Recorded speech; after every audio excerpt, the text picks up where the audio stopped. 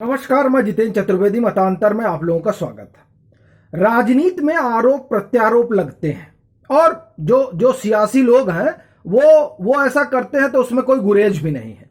लेकिन जब कोई राज्य सरकार अपनी नाकामयाबी का ठीकरा किसी और राज्य सरकार के मुख्यमंत्री पर फोड़े और प्रधानमंत्री पर फोड़े तो एक सवाल उठता है कि साहब ये क्या? भाई, आपका काम था कि अपने यहां की कानून व्यवस्था को दुरुस्त रखे। आपका काम था कि करौली जैसी घटना ना हो। हम लोग बात राजस्थान की कर रहे हैं और आप लोगों ने ये देखा होगा कि करौली में जो हुआ उसमें पीएफआई की भी भूमिका दिखाई दे रही है, उसमें एक पार्षद की भी भूमिका दिखाई दे रही है। और ये तमाम चीजें ऐसा नहीं है कि मैं कोई कह रहा हूं, अखबार खंगालिए, अखबारों में चीजें आ गई हैं, वेबसाइट पे चीजें आ गई हैं और जो है प्रशासन में चीजें आ गई हैं, तमाम बातें आ गई हैं।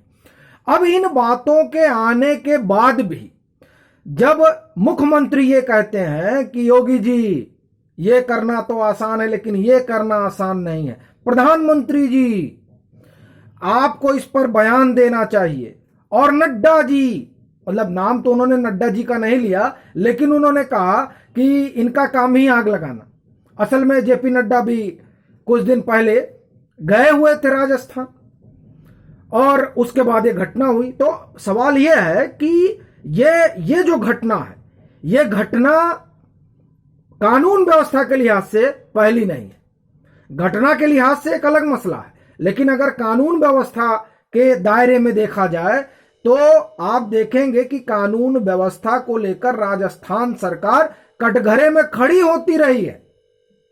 और अभी ये करौली के पहले की भी एक घटना हुई थी जिसमें एमएलए के एक बेटे पर जो है आरोप लगा था दुर्व्यवहार का, और उस आरोप के बाद क्या वहां सियासत गरमाई थी? बाकायदे भाजपा के लोग तो टिकट वगैरह भी भेज रहे थे प्रियंका वाड्रा को। अच्छा, वो इसलिए भेज रहे थे क्योंकि हाथरस, आपको याद होगा हाथरस में किस तरीके से राहुल गांधी और प्रियंका गांधी और फिर कांग्रेस ने उसे एक मुद्दा बनाया। और सियासत करना है, कोई भी राजनीतिक दल करेगा ये, और फिर उसे उन्होंने कानून व्यवस्था से जोड़कर देखा।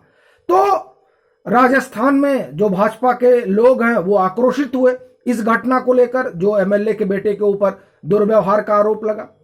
तो उन्होंने टिकट का एक जो है क्या कि नहीं टिकट आई और अब यहां भी आंदोलन, उनका कहना था कि यहां आइए, आंदोलन करिए, यहां की कानून व्यवस्था पर बात करिए। आप उत्तर प्रदेश की कानून व्यवस्था पर बात कर रहे थे। बड़ी बात यह है कि जब आप राजस्थान की बात करते हैं और खासकर ये महिलाओं वाले मसले पर, तो वहां के ही एक मंत्री ने बोला कि भाई हम तो इसमें नंबर 1 है दुर्व्यवहार के मामले में, महिलाओं के साथ यौन दुर्व्यवहार नंबर 1 है। बताइए, ये इस तरह का जब बयान वहां के एमएलए ही दे देते हैं, और माफ करिए मंत्री ही दे देते हैं, तो लोग सदमे में आ जाते हैं। ये देखिए, ये तमाम जगह अभी नवभारत टाइम्स की खबर है, राजस्थान के इस मंत्री ने दिया रेप पर शर्मनाक बयान, बोले हम मर्दों का प्रदेश है, इसका क्या करें, इस तरह की तमाम चीजें। बहरहाल हम बात कानून व्यवस्था की कर रहे हैं, तो कानून व्यवस्था के लिहाज से ये अगर राजस्थान को देखा जाए तो स्थितियां, अब नेशनल क्राइम ब्यूरो निकाल कर देख लीजिए रिकॉर्ड, वहां भी महिलाओं के साथ होने वाले अपराध में जो है हम खासकर अगर बात करें यौन दुर्व्यवहार की, तो स्थितियां एकदम अलग हैं। तो ये जो लॉ एंड ऑर्डर का मसला है, लॉ एंड ऑर्डर ऐसा मालूम पड़ता है कि राजस्थान सरकार के लिए टेढ़ी खीर बनता जा रहा है। हम करौली की बात करें पहले, फिर एक दो और घटना है जिस पर बात करना बड़ा जरूरी है, क्योंकि इससे असल में वो दोहरा चरित्र भी सामने आता है। देखिए, करौली में जो हिंदू नववर्ष है, देखिए नववर्ष हिंदुओं का, पारसी नववर्ष भी आपको नवरोज ध्यान होगा, तो हिंदू नववर्ष में शोभा यात्रा निकलनी थी। और आप देखिए कि पीएफआई ने तो बाकायदे चिट्ठी पत्र लिखकर, ये अखबारों में आ चुका है, सर कहा था कि नहीं इस तरीके का शोभा यात्रा को अलाउ नहीं किया जाना चाहिए। बहरहाल शोभा यात्रा निकली और दैनिक भास्कर की अगर आप माने तो बाकायदे तैयारी थी, सब जगह ईंट पत्थर ये हेन तेन पूरा एकदम लाव लश्कर के साथ, और फिर वहां पर जो पार्षद हैं उनके ऊपर यह आरोप है कि नहीं साहब, उन्होंने तो पूरी चाक चौबंद व्यवस्था कर रखी थी। तो वहां से शोभा यात्रा निकलती है और फिर वहां ये दुखद घटनाक्रम होता है। पुलिस एक्टिव है, पुलिस कामकाज कर रही है, पर सवाल यह उठता है कि जब मुख्यमंत्री प्रधानमंत्री को, दूसरे राज्य के मुख्यमंत्री को, भाजपा के राष्ट्रीय अध्यक्ष को कटघरे में खड़ा करने लगते हैं, तो वहीं से यह सवाल उठता है कि क्या प्रशासनिक विफलता पर पर्दा डालने के लिए किसी और के ऊपर उंगली उठाई जा रही है? और अगर उठाई जा रही है तो यह कितना सही है? भाई प्रधानमंत्री उस पर बयान दें, उस पर प्रतिक्रिया दे, तो क्या उससे वहां जो आरोपी हैं उनको सजा मिल जाएगी? बड़ी बात यह है। खैर, तो ये एक करौली हुआ। दूसरा, अभी हमने विधायक के बेटे के ऊपर जो आरोप लगा था वो बताया। और अभी आपको अगर ध्यान हो तो जयंत चौधरी चंद्रशेखर रावण से मिलने गए थे और वो बड़ी सियासी खबर बनी थी। और जब उनसे पूछा गया तो पता चला कि नहीं, राजस्थान में एक घटना हुई थी, जिस घटना के लिए पाली की संभवतः घटना है, जिसको लेकर जो है वहां पर गए हुए थे, जिसकी जानकारी लेने के लिए चंद्रशेखर रावण। तो उस पूरे घटनाक्रम को जानने समझने के लिए मैं इनसे मिलने आते, जो हम चौधरी कहते हैं। अब वो जो घटना हुई पाली में, उस परिवार से मिलने के लिए जयंत और चंद्रशेखर रावण जाना चाहते थे।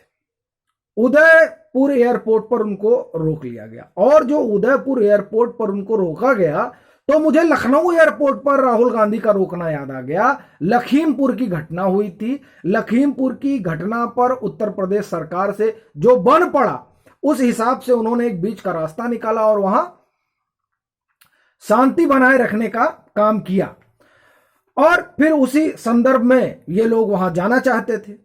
एयरपोर्ट पर इनको रोका गया, और उसके बाद में तो कांग्रेस ने जो अपना एक स्टैंड रखा वो सबने देखा ही। सवाल यह है कि जब उदयपुर एयरपोर्ट पर जयंत और चंद्रशेखर रावण को रोका गया तो कहा गया कि ये लोग, इनकी वजह से वहां कानून व्यवस्था गड़बड़ हो सकती है।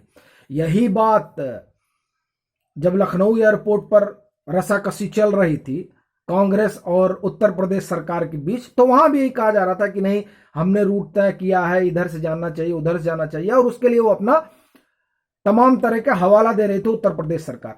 तो उसे कहा गया कि अपनी नाकामयाबी को छुपाना चाहती है प्रदेश सरकार। तो क्या जब राजस्थान में ये दोनों नेता जाते हैं, तो क्या ये ना माना जाए कि वहां भी जो सूबे की सरकार की नाकामयाबी रही उसको छुपाने के लिए इन दोनों नेताओं को रोक लिया गया? एक बात। दूसरी बात, क्या ये ना माना जाए कि जो करौली की घटना हुई, या जो कांग्रेस सरकार के मंत्री का बयान है, और यह जो कांग्रेस के जो एमएलए हैं उनके बेटे पर आरोप है, इन तमाम चीजों को लेकर जब वहां विपक्ष हमलावर होता है तो उस पर नाना तरीके का, आप ये कहिए कि आडंबर रचकर यह कह दिया जाता है कि नहीं, ये लोग सियासत कर रहे हैं।